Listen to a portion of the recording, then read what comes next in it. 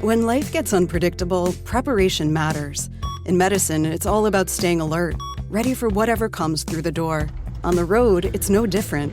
That's why Volvo designs vehicles to help anticipate risk, reduce harm, and protect lives. The Volvo XC90's advanced safety systems inspire confident decisions wherever the road takes you. The Volvo XC90, for life. Proud sponsor of the Pit Podcast. Learn more at volvocars.ca/safety. What's in your wallet? Uh-oh. Is that a trademark of a corporation? Can I not say that? Will we get fined? Will we get sued? What is in your wallet? We're talking about credit cards here. New credit card rules have gone into effect here in Quebec, and I think it raises a lot of questions about how people treat credit, what role governments have to play in protecting you from credit card companies, if any, and just how far we should go when it comes to that. Real pleasure to welcome back Moshe Lander onto the program, Senior Lecturer of Economics at Concordia University. Moshe, welcome back. Sorry, I'm just buying something on Amazon here. Hang on one second. You got to get the code off the back of the card, right? You got to punch that in. That's right.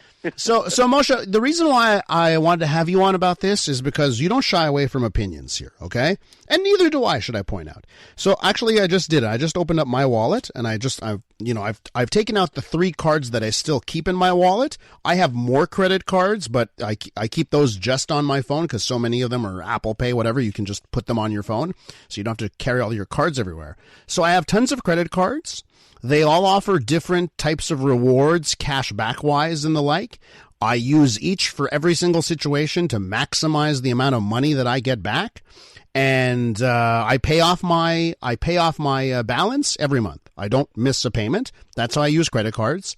Hilariously, the credit card industry calls me a deadbeat. That's what we're referred to. The people that pay off their bills every month, they're called deadbeats because they don't really provide that much revenue compared to those that are paying the interest rates. Now, Moshe, the question I have for you is, what role should governments have to play in reining in credit cards, interest rates, and protecting consumers from themselves? So you want my opinion, and here it is bluntly. The government should play no role in that. Mm-hmm. I don't think that the government should protect you from yourself if that doesn't bring about any sort of externality, right? If somehow your credit card spending is somehow affecting my life, then okay, maybe the government needs to do something, not to protect you from yourself, but to protect you from me, because you're not thinking about that when you're spending. But that's not the case here. You might be harming your family, say, if you're spending excessively and you can't pay those bills. But again, that's within a family unit, and the government doesn't really have that responsibility once it kind of crosses the front porch, right? So I don't have a problem necessarily with the legislation itself, but I think it's misguided in that if you think it's protecting people from themselves, it's not doing that. So, it's interesting, Moshe, and I wouldn't go as far as you because sometimes I see the interest rates that people, once you have that balance and you can't pay it off, and you're at a 20 to 30% interest rate, that to me, I see that and I go, oh, geez, man, maybe there is a reason for government to step in here. At the same time, I know fully well that it's those people that don't pay off their bills on time. It's those people that just keep a balance going forever and they're paying that 20% plus interest rate that allows me to make my rewards, right? So I'm like, and to myself, I'm like, well, geez, why should I use my credit cards responsibly? So why should if the government imposes restrictions to protect others, credit card companies are going to have to reduce my benefits, right, to pay for that. So, I'm sort of more of a halfway point because I think sometimes the government does need to protect people from themselves.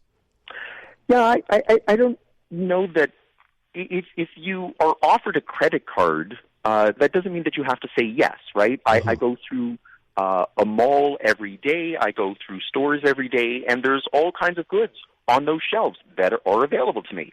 But just because it's available doesn't mean that I buy everything that's on those shelves, right? So I do have the capacity to show some level of self-restraint that, today I'm going to pass by the potato chips aisle and I'm not going to gorge myself on Doritos. So just because there's an offer in front of you doesn't mean that you have to take it. Now, when you get a credit card, I think that the bigger problem is not that people need to be protected from themselves. It's that I don't think people understand what the credit card actually is. I know when I talk to my own students that are just getting experience with credit, they think that their credit card is the same thing as their debit card. It's just, one offers cash back and the other one doesn't. And when I explain to them, no, you are taking out a loan just like a mortgage, just like a line of credit, just like you have to pay that back. Your debit card is your money. They seem shocked. And so I think that maybe where the government's responsibility is not to protect consumers from themselves, but to educate consumers about what they actually are using and what it means.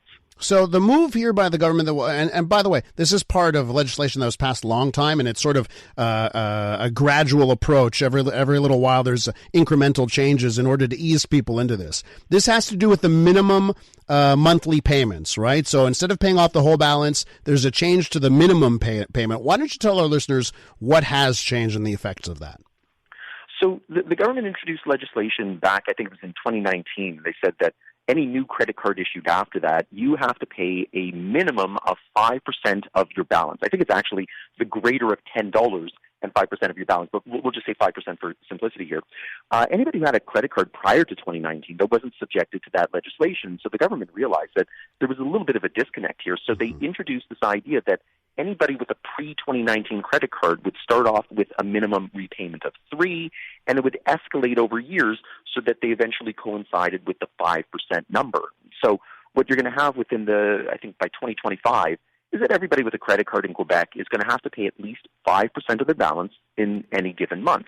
What happened a couple of days ago was that first escalator kicked in, going from 3% to 3.5% for those of us with credit cards going back a few years. And Moshe, to me, it seems reasonable, rational. It seems like a moderate kind of, consumer protection-esque way of just a little thing to make sure credit card users don't fall underwater too quickly. But you think it's a little bit too far? Like this is a measure we should avoid? Well, I don't. Like I said, I don't have a problem with the legislation. I just don't know that it's really going to protect consumers from themselves. Let's create a hypothetical example. Let's say that you have $10,000 owing on your credit card. So what the government legislation was saying prior to Monday was that anybody with an old enough credit card, you have to pay at least $300 a month on that credit card balance. Now, if you were able to run up $10,000, I should hope that you should be able to come up with $300 to at least just satisfy the government legislation. Mm-hmm. As of Monday, you now have to pay $350. Mm-hmm. So is the extra $50 really going to save a consumer from themselves? Is it really going to have any sort of impact? Is this really going to stop you the next time you feel inclined to buy something off of a website where your credit card is already saved into that website that all you have to do is click and pay? I don't really think that this is going to do anything. So that's why I'm saying I don't have a problem with the legislation, but the idea that somehow the government has a responsibility to save consumers from themselves, one, this isn't going to do it, and two, why do you need saving then? If you're capable of running up $10,000 and you can't pay it, there are provisions for how you deal with that, right? You can file for bankruptcy, or you can sell off your assets, or you can come up with some arrangement with the credit card companies themselves within their collections agency as to how you're going to pay that back. So it seems that the government is nannying us a bit here, but I don't know that they're nannying effectively, right? Uh-huh. Moshe, you mentioned your students at Concordia University earlier on in the interview. What's one other item for not just your students that you tell them, but for our listeners when it comes to credit card usage that maybe they're forgetting or they don't understand or they need to pick up on? So, like you said, when you pay your bill, right, from the credit card company standpoint, they view you as a deadbeat, right?